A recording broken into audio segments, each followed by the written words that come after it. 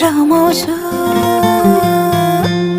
मनले जे चाहन्छ त्यही गर्छु आफ्नै दुनियाँमा रमाउँछु सबै साथी भाइलाई माया छ ठुलालाई नि सम्मान म दिन्छु